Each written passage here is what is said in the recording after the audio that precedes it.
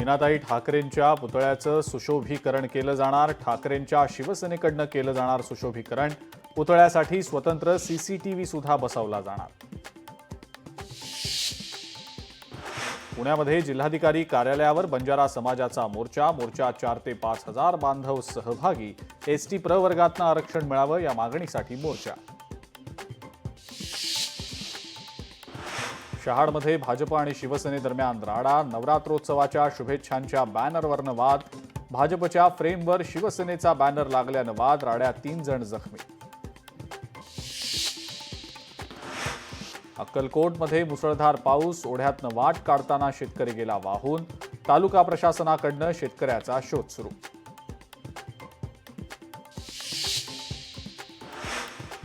सोलापूरचे पालकमंत्री जयकुमार गोरेंनी केली अतिवृष्टीग्रस्त भागाची पाहणी। जिल्ह्यातल्या सर्व अधिकाऱ्यांच्या सोबत केला दौरा। कल्याणमध्ये लूट करणारे दोघे अटकेत। पोलीस बिपिन गायकवाड यांची कामगिरी। पोलिसांच्या सतर्कतेमुळे 2 इराणी आरोपींना पकडण्यामध्ये यश। शेतकऱ्यांची जमीन हडपण्याचा सरकारचा डाव। बड्या उद्योगधंद्यांना जमीन देण्याचा प्रयत्न। शेतकरी नेते राकेश टिकैत यांचा गंभीर आरोप।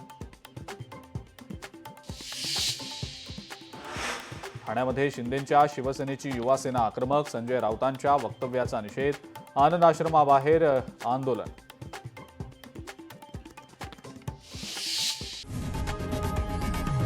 लोकशाही मराठी ऐका, पहा, जागरूक रहा।